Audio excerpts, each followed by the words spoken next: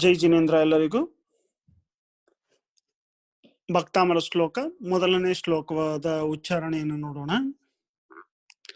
ಭಕ್ತಾಮರ ಪ್ರಣತಮೌಲಿ ಮಣಿಪ್ರಭಾಣ ಮುದ್ಯೋತಕಂ ದಲಿತ ಪಾಪ ತಮೋವಿತಾನಂ ಸಮ್ಯಕ್ ಪ್ರಣಮ್ಯ ಜಿನಪಾದ ಯುಗಂ ಯುಗಾದ ವಾಲಂಬನಂ ಭವಜಲೇ ಪತತಾಂ ಜನಾನಾಂ.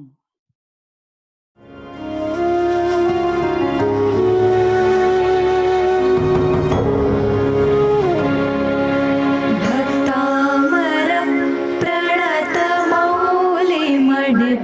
ಪ್ರಭಾಣ ಮುದ್ಯೋತಕಂ ದಲಿತ ಪಾಪತಮೋವಿತಾನಂ ಸಮ್ಯಕ್ ಪ್ರಣಮ್ಯ ಜಿನಪಾದಯುಗಂ ಯುಗಾದ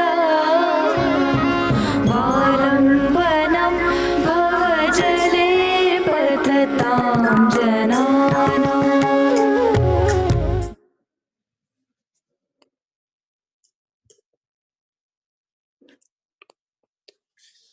ಅನ್ವಯಾರ್ಥ: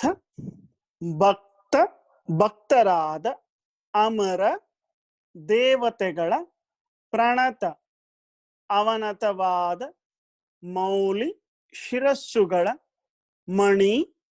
ಮಣಿಗಳ ಪ್ರಭಾಣಾಂ ಪ್ರಭೆಗಳಿಗೆ ಉದ್ಯೋತಕಂ ಉದ್ದೀಪಕವಾದ ದಲಿತ ಪಾಪ ತಮೋವಿತಾನಂ ನಾಶ ಮಾಡಲ್ಪಟ್ಟ ಪಾಪ ತಮಃ ಅಂಧಕಾರದ ವಿತಾನಂ ವಿಸ್ತಾರವುಳ್ಳ ಯುಗದ ಪ್ರಾರಂಭದಲ್ಲಿ ಭವಜಲೆ ಸಂಸಾರ ಸಾಗರದಲ್ಲಿ ಪತತಾಂ ಬೀಳುವಂತಹ ಜನಾನಾಂ ಜನರಿಗೆ ಆಲಂಬನಂ ಆಶ್ರಯವಾಗಿರುವ ಜಿನಪಾದ ಯುಗಂ ಜಿನಸ್ವಾಮಿಯ ಪಾದ ಎರಡನ್ನು ಸಮ್ಯಕ್ ಚೆನ್ನಾಗಿ ಪ್ರಣಮ್ಯ ನಮಸ್ಕರಿಸಿ ಸ್ತೋಷ್ಯೆ ಸ್ತುತಿ ಮಾಡುವೆನು.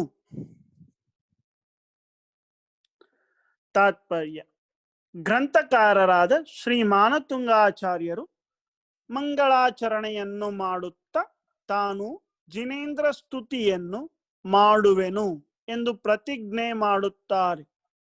ನಾನು ಜಿನಪಾದದ ಯುಗವನ್ನು ಚೆನ್ನಾಗಿ ನಮಸ್ಕರಿಸಿ ಸ್ತೋತ್ರ ಮಾಡುತ್ತೇನೆ. ಆ ಜಿನೇಂದ್ರನಿಗೆ ದೇವತೆಗಳೆಲ್ಲ ನಮಸ್ಕರಿಸುತ್ತಾರೆ. ಆಗ ಬಗ್ಗಿದ ಅವರ ಶಿರಸ್ಸುಗಳಿಂದ ಮಣಿಪ್ರಭೆಗಳು ಹೊರಡುತ್ತವೆ. ಆ ಪ್ರಭೆಗಳು ಜಿನಪಾದ ಯುಗವು ಮತ್ತಷ್ಟು ಉದ್ದೀಪನಗೊಳಿಸುತ್ತದೆ ಮತ್ತು ಆ ಪಾದ ಯುಗವೇ ಪಾಪವೆಂಬ ಕತ್ತಲೆಯ ರಾಶಿಯನ್ನು ನಾಶಗೊಳಿಸುತ್ತದೆ. ಯುಗಾರಂಭಕ್ಕೆ ಸಂಸಾರ ಸಮುದ್ರದಲ್ಲಿ ಬಿದ್ದು ಗೋಳಾಡುತ್ತಿರುವ ಜನರಿಗೆ ಅದು ಹಿಡಿದುಕೊಂಡು ಮೇಲೇರಲು ಆಶ್ರಯವಾಗಿರುತ್ತದೆ. ಅಂತಹ ಜಿನೇಶ್ವರನ ಪಾದಗಳನ್ನು ನಮಸ್ಕರಿಸಿ ಸ್ತುತಿಸುತ್ತೇನೆ. ಈ ಶ್ಲೋಕದ ಉಪಯೋಗ ಅಂತ ನೋಡಿದ್ರೆ ಅಡಚಣೆಗಳು ಮತ್ತು ಅಡೆತಡೆಗಳನ್ನು ನಾಶಪಡಿಸುವುದು. ಈ ಶ್ಲೋಕವನ್ನ ನಮ್ಮ ಬಾಳಿನಲ್ಲಿ ಬದುಕಿನಲ್ಲಿ ಯಾವುದಾದ್ರೂ ಅಡಚಣೆಗಳು ಮತ್ತೆ ಅಡೆತಡೆಗಳಿದ್ರೆ ಈ ಶ್ಲೋಕದ ಉಪಯೋಗವನ್ನ ಮಾಡಬಹುದು. For destroying the disturbances and hurdles ಅಂತಾರೆ. ಜೈ ಜಿನೇಂದ್ರ. ಧನ್ಯವಾದ.